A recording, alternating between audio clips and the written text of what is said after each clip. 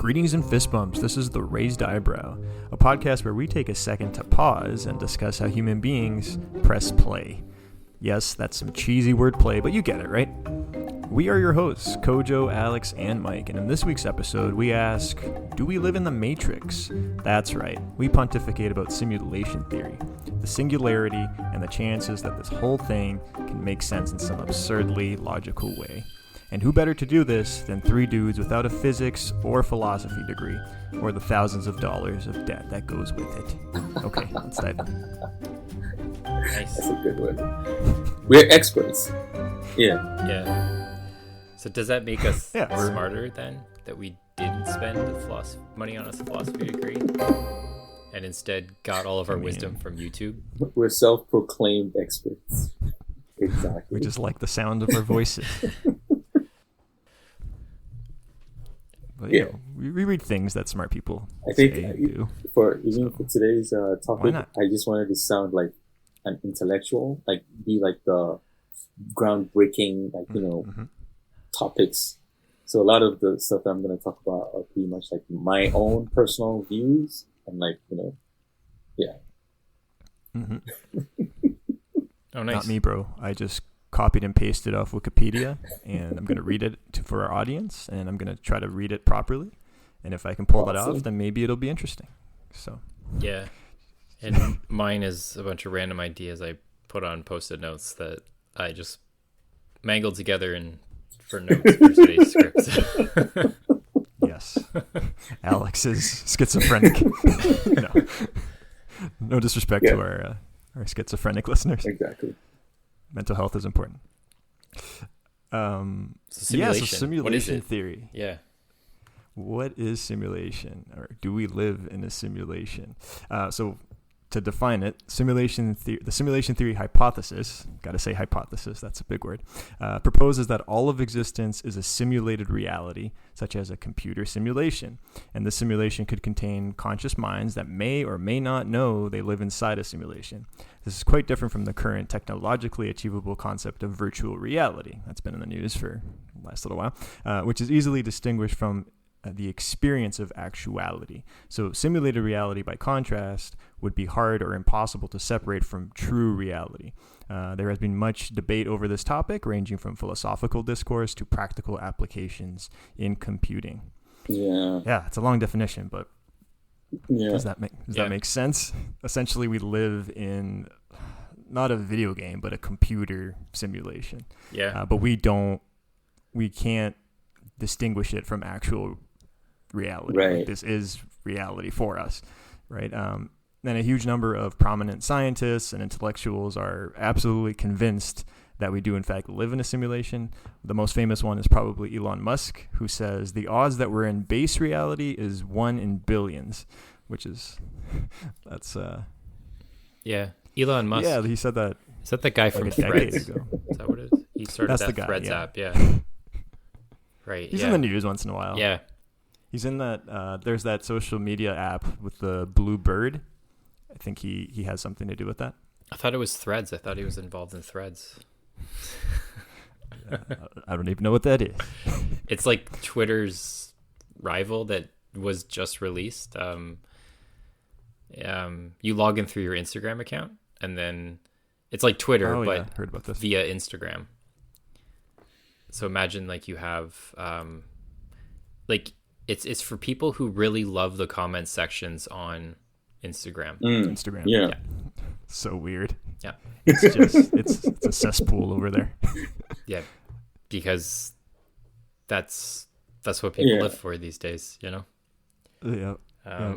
It's just digital trolling and blood and guts, digital style. Yeah. I don't know if this answers your question, but Neil deGrasse Tyson spoke about this book called The Doomsday Calculation. And he says, like, what do all these simulated universes have in common? Right? So you're asking the question as in, if we're living in a simulation, what simulation are we in at this moment? Is that the question? Basically. Could be, yeah. Because I think he answers it as the power of simulation. So we're living in a simulation, and it's like the simulation is reprogramming itself, right? So it's either we are in maybe the billionth simulation, or like what does it say? We're still in the process of evolving at the point where we're recreating ourselves in that simulation.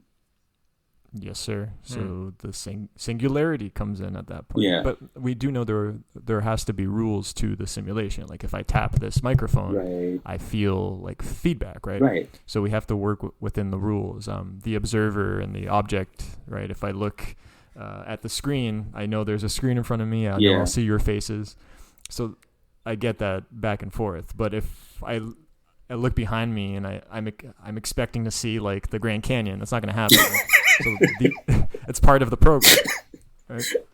And it gets weird with that stuff. That's when it gets way too nerdy for me to even wrap my brain around it. But singularity, I have some notes on singularity.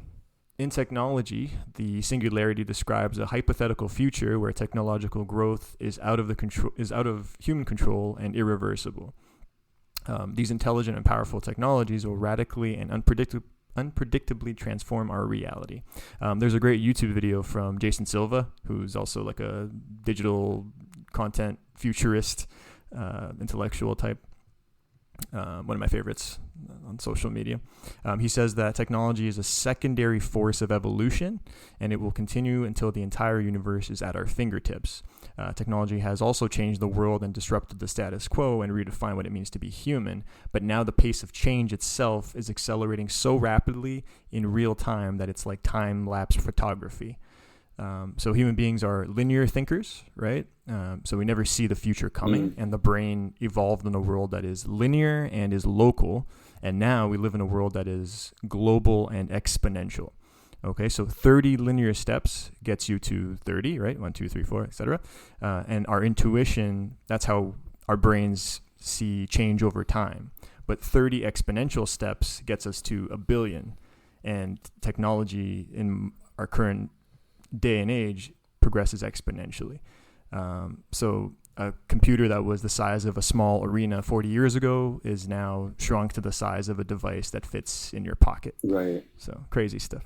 Yeah, even for me, in reality, like what I just realized last week, not last week, roughly about a month ago, Adobe released their new beta Photoshop.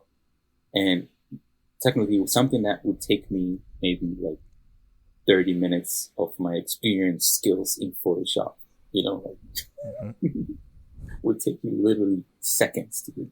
Yeah. And it does crazy, it so well that if I was to spend perhaps maybe 2 hours doing it, right, I still wouldn't be able to achieve that like perfection. Like it's gotten to a point where I can get a picture from you, and like Mike, you mentioned, you wanted to have a Grand Canyon. Look behind you, see a Grand Canyon. I can put a Grand Canyon behind you, and it'd be as perfect, like right to the T. Damn. Yeah, and it gives you options too. Yeah. Yeah, that's insane. Yeah. Yeah, and that's just the beta. Yeah. That's the beta. Like we're like in the baby's in the crib right now with what we understand about technology and where we're going to be as humans. I think what Marshall McLuhan said, where the human beings are the sex organs to the machine world.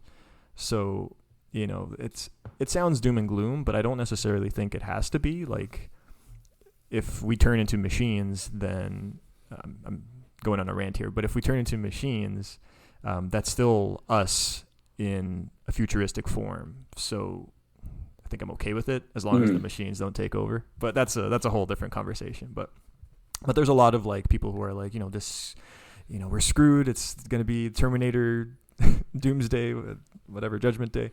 But a lot of intellectuals are thinking it doesn't have to be. We can control this thing, and we can live longer, if not forever. Yeah. And one of those people is Ray Kurzweil. Do you guys mind if I bring him up for a second? Yeah, sure. So Ray Kurzweil is a notable and prominent futurist and inventor. So this guy was like this boy genius prodigy, and he spent his life just becoming more of a boy genius or an adult genius. He wrote the book "The Singularity is Near: When Humans Transcend Biology." And you can watch, if you don't want to read a long book, you can watch Transcendent Man, great documentary. You can find it on YouTube. So this guy's getting older now. I believe he's in his 70s or 80s, and so he refuses to accept that physical death is an inevitability, right? And he proposes the law of accelerating returns, the exponential increase in the growth of information technology. So he thinks it'll result in the singularity, a point where humanity and machines will merge, and that'll allow us to transcend biologically the idea of mortality, which sounds crazy, but he believes it's right around the corner. If we can live for another couple of decades, we potentially can live forever. He says advances in genetics will provide the knowledge to reprogram biology, eliminate disease, and stop the aging process. Then he says nanotechnology will keep humans healthy from the inside using robotic red blood cells and provide a human-computer interface within the brain. And then robotics or artificial intelligence will make superhuman intelligence possible, including the ability to back up our mind. Crazy shit. Like, I'm too stupid to understand that. Like, just kind of taking what you two both said just there, like there's all these different like kind of saved versions that we're kind of creating in our own mind. And then Mike, what you were just talking about in terms of that singularity when humans and machine essentially truly become one. It's kind of interesting. Like if you kind of take that idea of what you were saying with like Photoshop, where you ask it to do something and then it would just kind of create the rest of the image that wasn't there before, just using its own intuition. And it would give you options. And if you kind of think about like what a simulation could be for somebody who is a singularity or has like, or we've kind of reached that point where our minds have like a computer program in it that uses AI in that same extent, is that what the simulation could be is essentially you're mapping out your entire life, or maybe like the next 4 months, kind of weighing the options of a decision that you make to see if this is the right decision that you need to make. And you're doing that like multiple times, like hundreds, thousands of times, and be like, okay, I'm going to turn left at this street. I'm going to go right at this street because that is the best outcome in this particular situation that I'm in, you know? And it's like your mind is kind of running through all plausible scenarios in order to actually know which one it is. And the scenario that we could be in is one of those plausible scenarios of you trying to map out a certain decision. You just have no idea. Yeah, that's interesting. I'm trying to think. Now, I don't want to sound a bit sexist, but it's a thing. Where's this going? There's a thing about like how men and women think. I'm sure it will go, other way. But men, we tend like maybe like, hey, I'm going to do this because of that. While a woman will, I feel like doing this because of that. Like, I think men, we tend to be, I'm just, speculating here, but I'm sure, I don't want to be canceled or anything. But like, you get what I'm trying to say? Like, it's like, like what Alex, you're saying is like thinking, in those steps, as in, okay, I'm going to make a left turn. But then, if I'm thinking that way, it's more logical, whilst a set of other people would be more feeling wise. So how does that work? Like making decisions based on feeling and making decisions based on logic. It's a good question. Maybe with a technological tool, it can give you insight into what that feeling is or why you're feeling that way, and it can help inform the decision that comes next. Smoother. Yeah. Maybe, right? Like, but feelings is a big one because that's what makes us human, right? Even men. But technology can help make sense of the feelings. I guess that's when it gets really interesting, right? Whereas now, like, feelings are just feelings. Like, we see what's happening in society with different topics. people get offended by everything, sometimes rightfully so, sometimes it's ridiculous. But when do we know when it's ridiculous and when it's like, okay, well, no, this has some merit? So, is there a future technology that helps us make sense of the feelings or our opinions, right? I think, if anything, perhaps maybe it would help us all understand each other better. Because then, I made my decision based on my feeling, or I made it based on logic. And so then the two of us would be, oh, okay, I get you. Instead of, why are you thinking that way? Yeah. Some sort of empathy tool. But then what if you disagree with the other person's feeling? then it's war. It'll just be more war because completely. I understand your feeling and I don't agree with it. But let's fight. If the simulation is only you and everyone else around you is like just a part of it, which is essentially akin to solipsism, which is the idea what is that it? only What's the word? Solipsism. It's philosophy a philosophical idea that only one's mind is sure to exist. So I think therefore I am, which is a famous phrase by Rene Descartes from Meditations. But if you ever come to the conclusion that you are in a simulation and it's just you and everyone else is a part of the program, you could just say whatever you want. It's true. You can. Yeah. It's a simulation. Yeah, you're the only real thing. What if you are real and all, most of your friends are real, and then there's randoms. When you're on the subway, everyone's just part of the CPU or whatever. It's just characters. Homeless guy dropped his sandwich again, and it's like a LAN party, but for simulations. Okay. Yeah, I don't know, something like that. So what if that's the case where you still have to watch what you say and do? I feel like this is like a Black Mirror script, or something. Yeah, kind of is. Yeah, I think there were a few Black Mirror episodes that were based on simulation concepts. Right, Rick and Morty had some simulation episodes that was fun. There's one where Morty, they go into an arcade on a different planet. I think I told the story in a different podcast, and one of the games is called Roy. It's just a guy named Roy. So you go into the game and you live Roy's life, and then you see him. He gets laid for the first time, graduates, whatever, has kids, gets old, and then he dies. And then Morty wakes up again, and he's like, "What the hell was that?" And Rick is like, "Yeah, that's just Roy. Don't worry about it. No big deal." So we live 100 years in some simulation. But it was funny, right? Because maybe that's what we're doing. I don't know. Maybe I'm playing Mike right now, and you're playing Kojo, and you're playing Alex, and you're going to wake up, and you're going to be some guy named whatever, some alien. A lot of video games, Assassin's Creed, you go through different periods of time. Yeah. It could be that you're just want to live in the pandemic era and see how anticlimactic COVID was. It's what kind of game is this? One day everybody just woke up and decided it was over. Not playing this game anymore. Someone goes and pulls a plug by mistake. Yeah.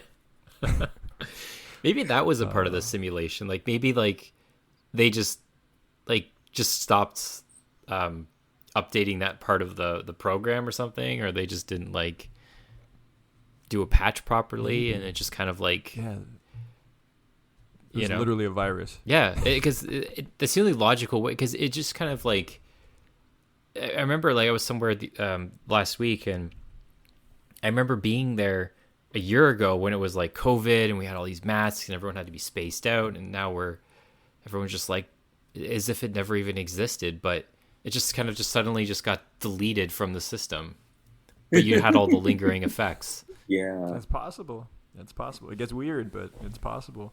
To circle back to Ray Kurzweil on that note, he says, in theory, the universe could have been created by some super intelligence from another universe. So maybe this whole universe is some, junior high school science experiment of some super intelligent high school girl in another universe. But then he was famously asked, or at least famously among nerds, if we do live in a simulation. To which he said, if we simulate something as precise as the original thing, I don't think there's a difference.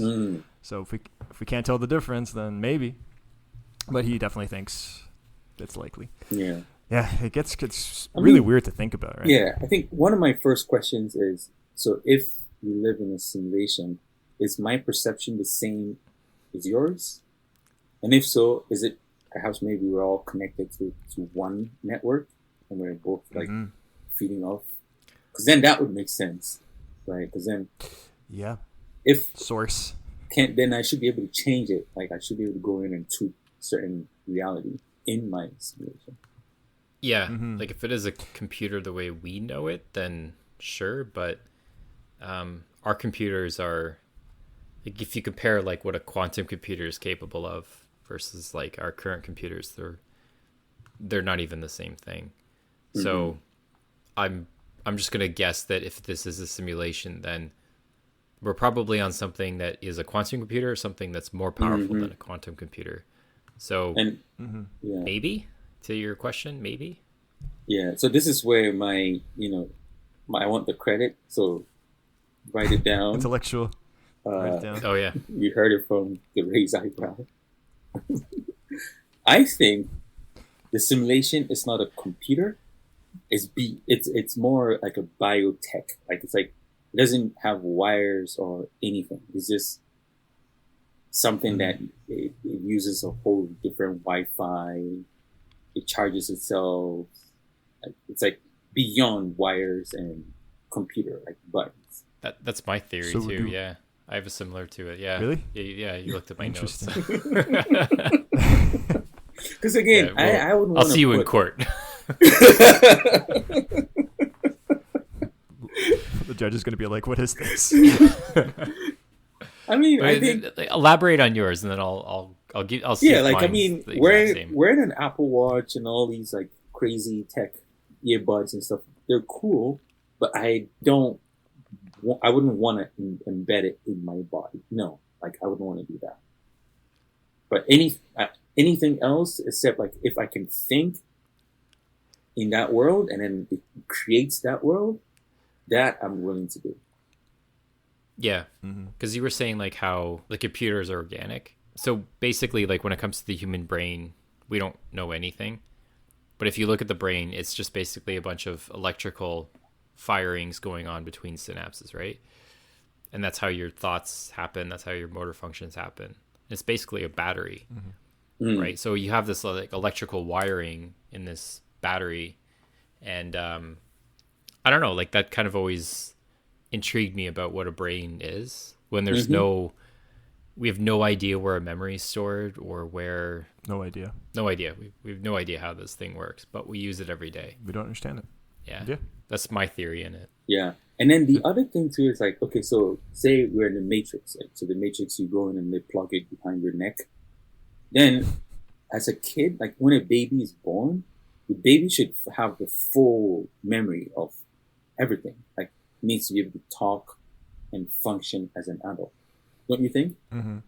Or perhaps maybe the maybe system the program is designed so that it only goes in stages. So just like, okay, step 1, learn how to walk. Step 2, learn how to talk. And then all the other stuff work with it. Yeah, possibly, I think that's more likely.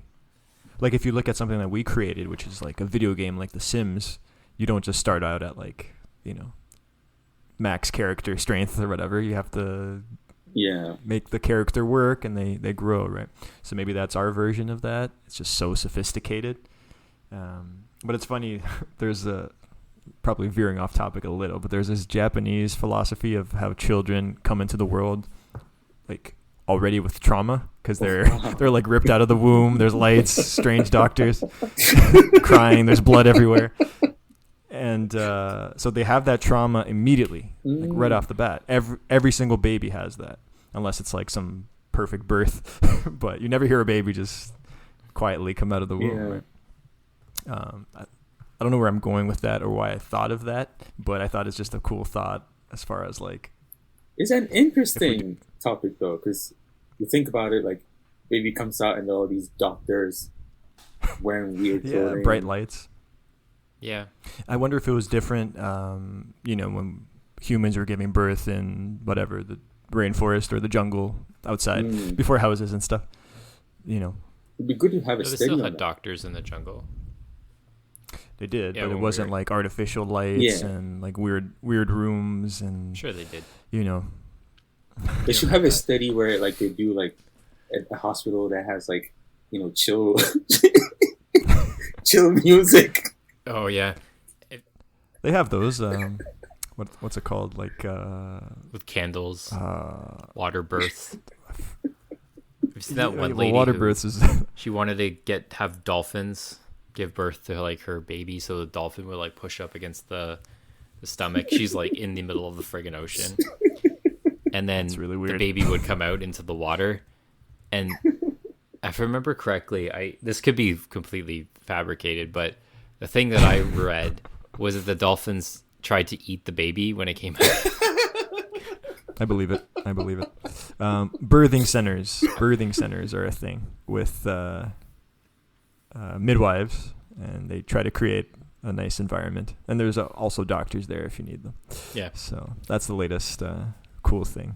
Back on subject, for more. I guess, just to Yeah. We really digressed here. because I was talking about how Going like from- the brain is like this kind of battery, and just as like a bit Yeah, of, we don't understand any of it. we don't understand any of it, but in 2017, researchers from the University of Washington, they were able to embed a malicious computer code into the physical DNA, which is kind of interesting because if it was an actual living thing, like how are you able to embed a computer code into that? Yeah. So that was when I was creepy. looking stuff up. That's kind of one thing that caught my eye.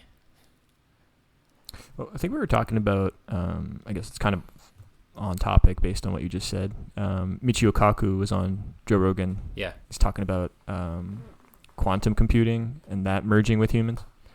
And we do know, like Ray Kurzweil talks about gene sequencing. So you know how, connecting all the dots here, Jason Silva was saying we're progressing exponentially.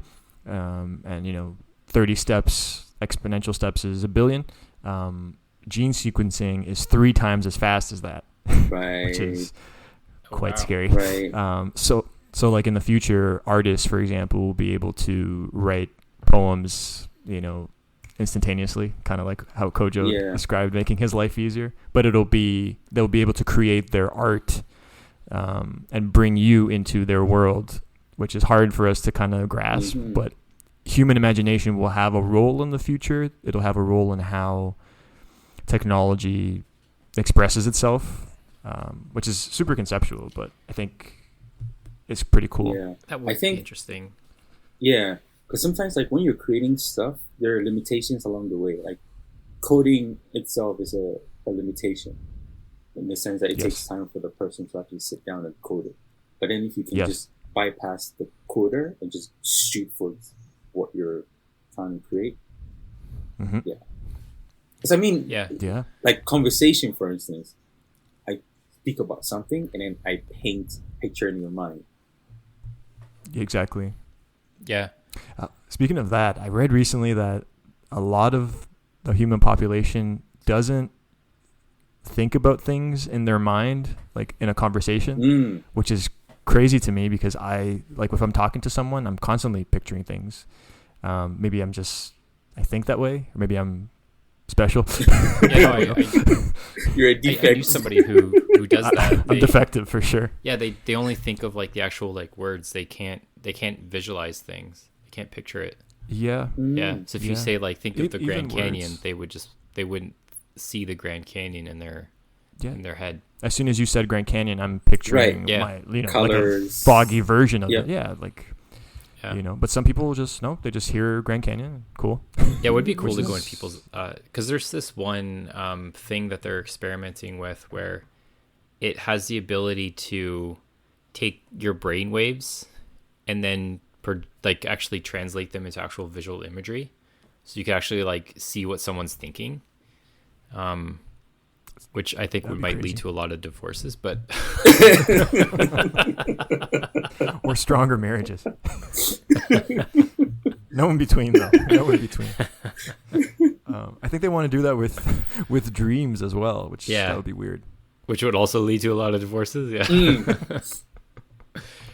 Yeah, which is one of my questions. Are dreams, daydreaming part of simulations?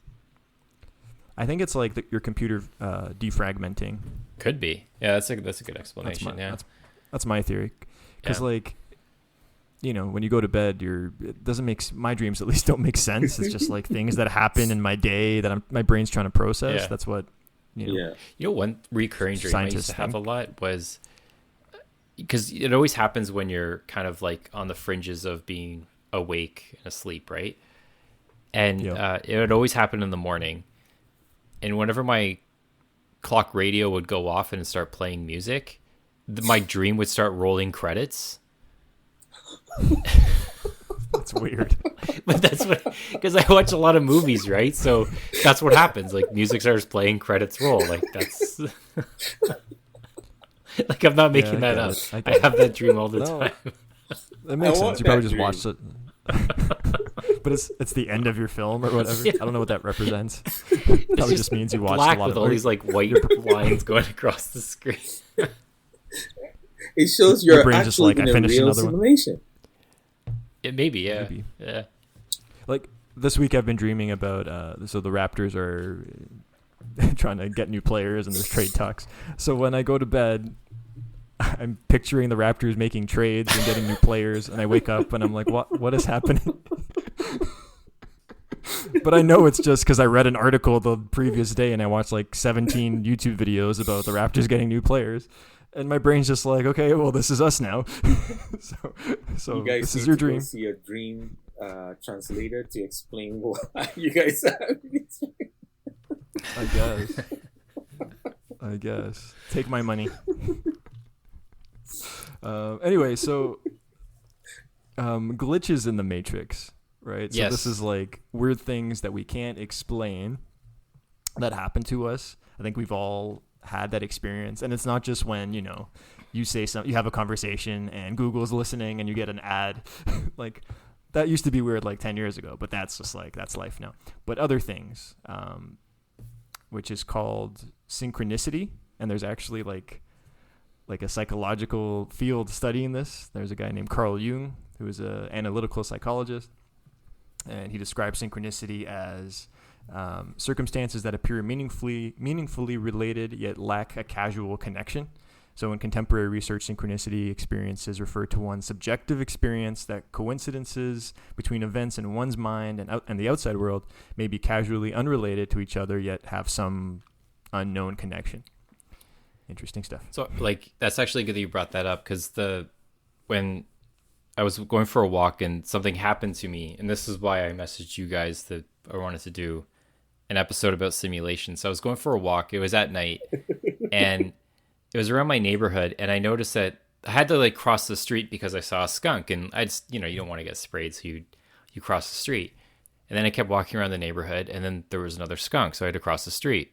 And I ran into 8 skunks that night, just walking around the neighborhood. I'm like, how is there? I have never seen skunks in the neighborhood. And then all of a sudden, there's just like a ton of them out on one night, all on people's front lawns, and all on the side of the street that I was on. Yeah.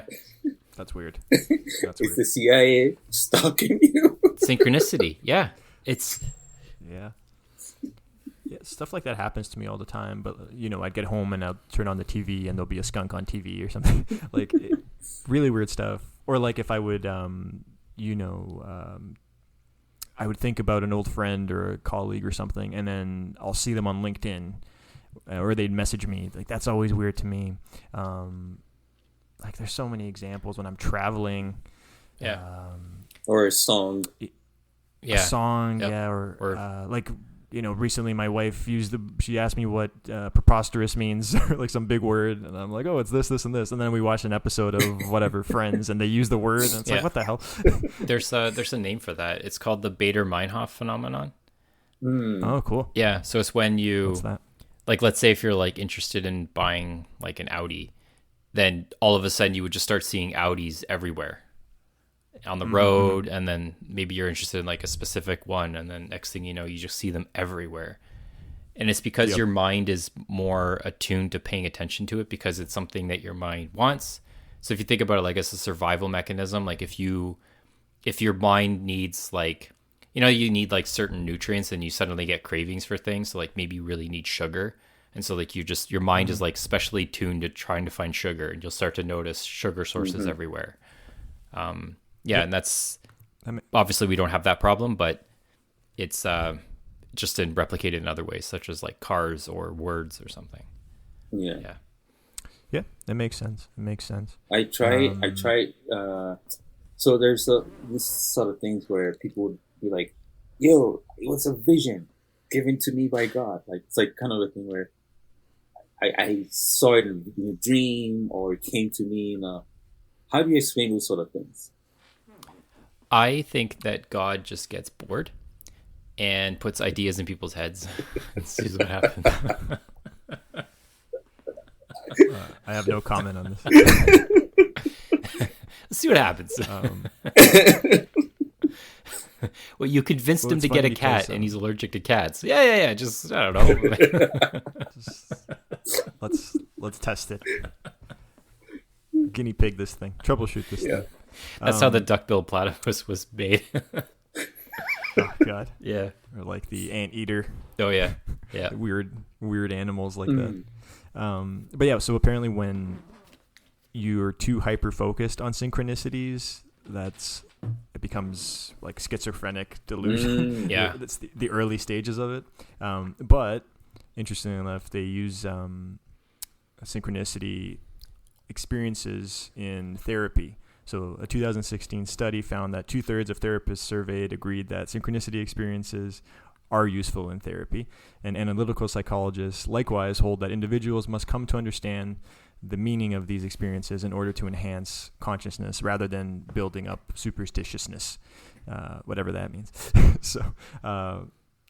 But clients who disclose synchronicity experiences in a clinical setting often report not being listened to or accepted or understood, and that experiencing an overabundance of meaningful coincidences or synchronicities is characterized as the earliest stages of schizophrenic delusion. So there's a fine line there, but there is like it's healthy to look at these connections. So if you're looking for a new car, it's good to look to kind of make that decision by being focused on finding that new car. But like, don't think that, like I saw 12 today, so it's a sign. Like, no, you have to stay within, base reality or your perception of base reality. Yeah. Does that make sense? Yeah. That makes perfect sense. Yeah. Yeah. These sort of things just comes from the two understanding on both ends.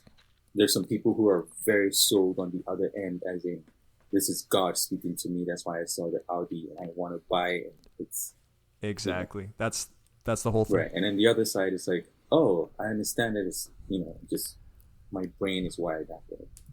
But yeah, I think it would be personally for me. I think it would be good for an individual to understand that it's just your brain is designed that way, and if you understand it better, it can actually enhance your life in terms of like decision making and all sort of things. Yeah. Well said. Understand. Know thyself, right? Who said that? Somebody. Who's that philosopher? Nobody. Some old guy. It was a bunch of yoga instructors. Oh, it was a thing. Know thyself. I'm popping this in Google. That was Socrates. Thank you, Socrates. Never heard of him. To know thyself is the beginning of wisdom. Yeah, that's it. I guess so. Yeah. No. Yeah. Any other thoughts on simulation, or if we live in the Matrix? Yeah, like in the Truman Show, how, like in that one thing where he's kind of like walking in an area like the way that he always goes, and then he randomly just turns a corner and there's like nobody there, and then he turns around and goes back the other way, and then he turns around again, and then there's like suddenly it's flooded with people. I've had like a few experiences like that. I was driving in my car and I had to like make like a U-turn because you passed the spot, you had to like go make a U-turn. There was like nobody on the road. made the right hand turn going down the road so they can make like a 3-point turn safely. And they turn around, and then there's like all these cars coming down the road, and then now there's like cars behind me, and like 2 seconds ago there's nobody on the street, but like everybody suddenly shows up. And I'm like, why the hell? And even when I go like running on paths, there'd be just nobody, and then all the pedestrians are just clustered together in one area. So you have to like adjust how your pace is, and then you have to go around them, and they're always like conveniently match up right when you would be passing them. So even if you like sped up or slowed down, it doesn't matter, because they will always meet up side by side coming from both directions. So that you can't pass them, you have to slow down and then go around them. Maybe you're just really unlucky. I don't, it just happens all the time. And I don't know if it's like the coincidence thing or the Bader Meinhof or whatever. I need a software update. Yeah, there's a simple explanation for that. Like, so the developers who code your simulation, they just oh my god, we forgot. Yeah, can you request updates? Like, can you request patch updates to the simulation? Mine's not real enough. Get the latest iOS. I wonder if you could do that. Yeah. Or maybe what mine is that, similar to my computer, is that I just leave the software updates for a while. And do it later. You know what? I think that's what sleep is. Sleep is basically you updating your maybe that's what operating it is. System. And then when they roll the credits, that's actually the legal. And then when I hit the snooze button, that's me accepting the terms and conditions. What about all the Raptors trades? What's that? Those are just broken dreams. That doesn't make sense. No. That's just nonsense. Yeah, those are glimpses into better simulations. Yeah. I mean, the NBA is basically simulation. They probably just assumed that nobody would pay attention to it, so they just make the same two teams win all the time. Except last year for some reason. They're trying. They're trying to make parity happen. But I think it would be funny if it's NBA is a simulation to have a repeat of the same thing happen twice. Mm-hmm. Like the exact same thing. Well, because the game is just back and forth. Like the ball goes left and then and then say there's a switch where the same thing happens twice. Mm-hmm. Same exact play. Yeah. Yeah, you don't see that too often. The exact same thing happens. But one year, there was a back-to-back year where Cleveland and Golden State faced each other in the finals. Ooh. And it was like the same script. And everyone's like, again? Yeah. Well, it was LeBron versus Golden State like 5 years in a row, wasn't it? Not 5, but definitely, I think it was 3. But one of those years was actually interesting, back and forth. But so, can you hack the system? Maybe. Can you hack the system?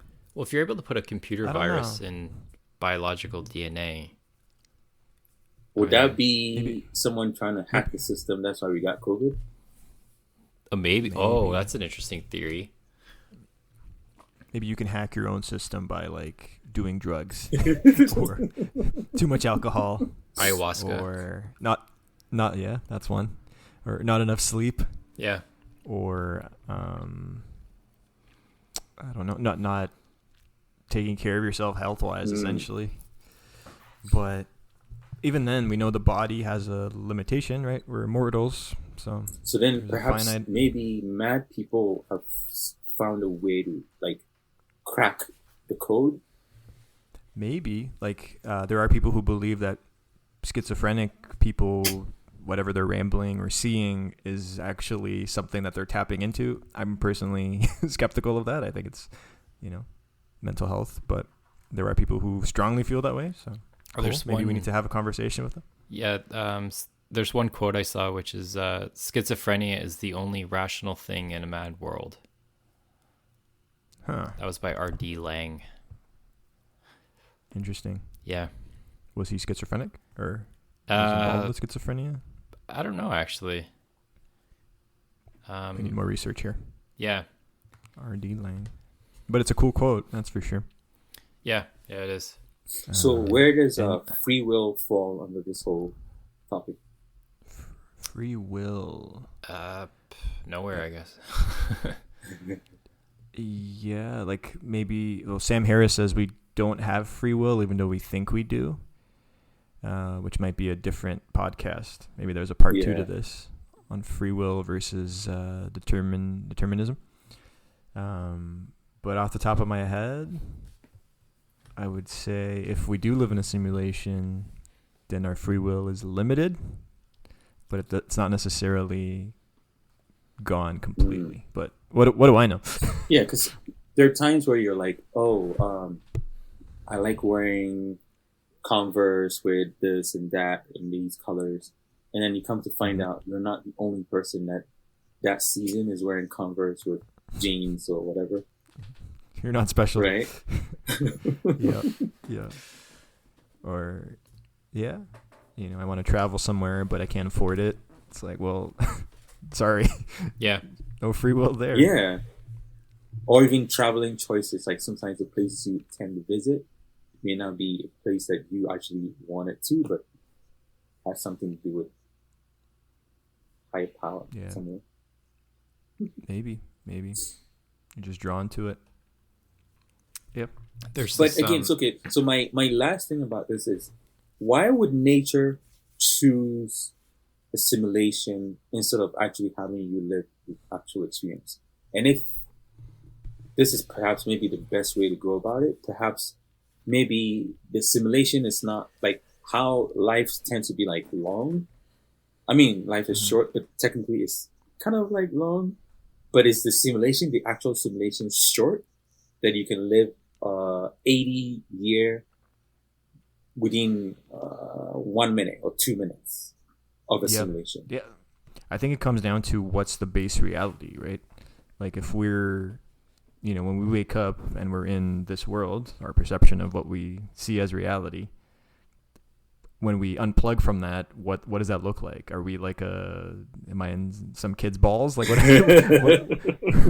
am I, right? Like, am I just like a different version of me? Right. Am I a machine? Or am I just like a meaningless thing in this reality with like very small perceptions of or contributions to this world? I don't know. What's base reality is the question, right?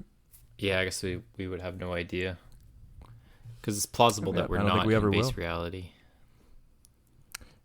Very much so. And if we get to a place where we make the like singularity, where we don't recognize reality anymore, then we're just duplicating, and we're assuming it's the second time it's happening, but we're making it happen again, where it's another simulation, right? Oh yeah. Simulation within a simulation within a simulation. It just keeps going, and then you can't explain anything. What if this is the 3rd trillion time that we've created a simulation? And it's just very slow. To us, it feels slow, and we look at history, and World War II was 100 years ago. But what if that's happened? Yeah. So 1 billion times. I was listening to a podcast this week, and it was talking about if the world is to end today, would you leave something to help the other group of people to know what to do, like to spark the next wave of intelligence or something? Yeah, for sure. But I don't know if the next group of people will, like the way their reality looks, I don't know if it'll be like how our reality looks. So I don't know what to leave. Because I'm asking this question is, then perhaps why shouldn't you leave a code in the simulation so that the next people would take it and build the next simulation? Oh, what would the code be? I mean, because right now we don't understand if we are or if we're not. And even if we are, what is this simulation? So then could we put that code in to help the other people know that, oh yeah, you are in, and this is how to set the next one. Yeah, if we can. Yeah. Why not? Maybe. Help them out. There was this help the future theoretical physicist. His name is James Gates. So he thinks that he identified what appears to be computer code embedded in the equations of string theory. Oh yeah. And that's like more of like which kind of describes fundamental particles of our universe. And he says that these are like error correcting codes. They're what make web browsers work. So why are they in the equation I was studying about quarks and electrons and supersymmetry? So why are they in the equation I was studying about quarks, electrons, and supersymmetry? So he's kind of baffled as to why he's seeing code you would find in a web browser in something so advanced like string theory. Yeah. Michio Kaku says that even us as human beings, we are code. Mm-hmm. Yeah, genetic code, yeah. You know, why not? Yeah, we're genetic code, so why not take it to string theory as well, which is far more complicated than humans. We know that everything is code, which is the trippy part about this whole thing. So, yeah, I'm just way too dumb to to know what this whole thing is, right? I just wake up and I have to go brush my teeth and do things. But maybe that's the whole thing, like. Yeah, I guess so. I'm definitely curious about it, but maybe it's a matter of like, just live the simulation, like be aware that maybe like I am playing a game, whether that, and maybe some people's interpretation of that is God or a religion or whatever. You know, either way, we have to figure out how to live within the simulation, if that's what it is. Yeah. Whatever your definition of it is. Actually, to me, live your life, essentially. If we are in a simulation, to me, the idea that people have of God in an afterlife actually makes a lot more sense than if we're not in a simulation, because you have like this kind of thing in like the back of your mind that there's something outside of all of this, that's beyond all of this, that's above all of this, that you go to when you die, which is like essentially when your time in the simulation expires. So when you unplug from it, essentially. And to me, it makes more sense as to why God exists in a simulation than if we weren't in a simulation. There wouldn't be any logical reason for God to exist, because God would essentially be your programmer. Right. And I think that's why, like, I kind of like the idea of the simulation not being a physical, like, computer electric powered object. Because with people who believe in God, like Buddhists, like you can meditate and tap into a different consciousness, all that stuff, which it's all using like prayers, one of them, like meditation, all that kind of stuff. It's not a physical object. So then it allows you to actually move to a different universe. Like you can actually really think that you're on Mars and you're on Mars, as opposed to moving the physical body to Mars. Yeah, they do all these neuro tests on Buddhists, and like, you know, they'll stare at a wall and think good thoughts about their friend for 6 hours, and after 6 hours, their brainwaves change completely. Right. And, you know, that's an extreme example of meditation, but we know that like that's been the trend for the last like 10 years. Like, oh, you should meditate. Yeah. And not a lot of people do, but there's all these apps, Headspace, I forget all the other ones, but they're out there. Yeah. And there's definitely a benefit to meditation from I guess, I don't want to use the word spiritual, but as far as stepping away from base consciousness, we're able to sort of reprogram our consciousness. I think, or reset it. Yeah. One thing that is always beneficial with these type of things is sometimes at work you feel like if you don't finish this project, the world is going to come to an end. Right. Yeah. And then something's gonna and the world keeps going, and even if you leave, they'll replace you with somebody else. Yeah, it's funny because that's how death is, right? Like, if you know a loved one dies, or if you die, life keeps going. Right.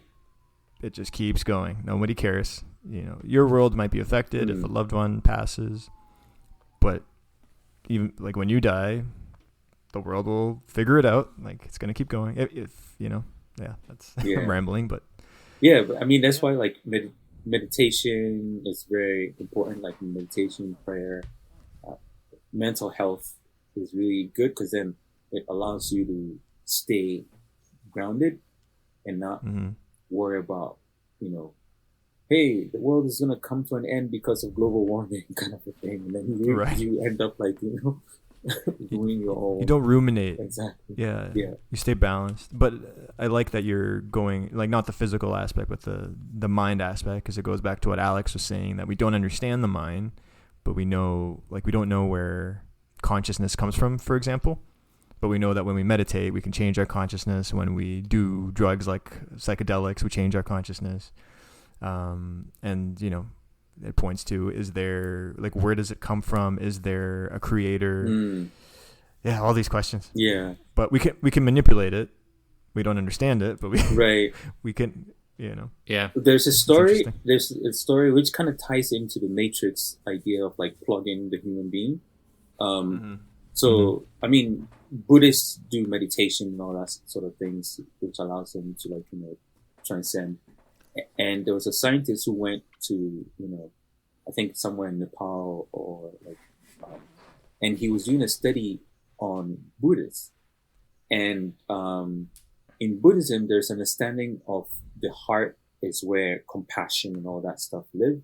So when this guy came with the machines to kind of connect to the Buddhists, he was connecting to their head, which is like the Matrix. You see how the thing goes to the back of the neck?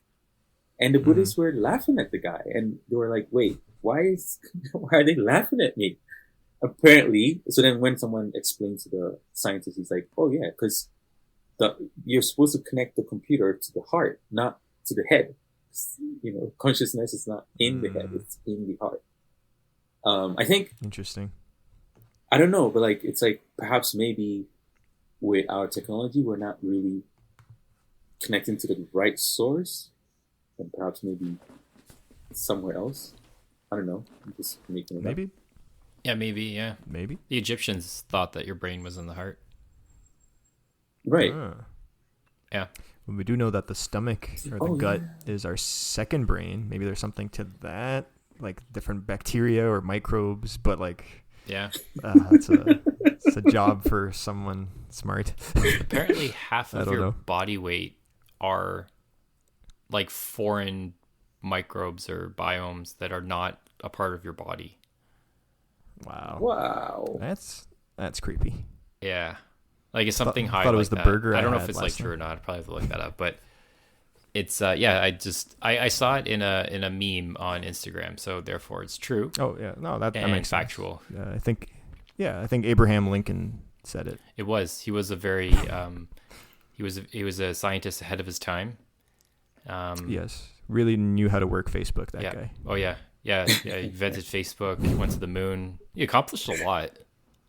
Yeah. Yeah. Yeah. He did not like theater though, for some reason. Strange. I don't know why. Yeah. Not a fan. What if Anyway.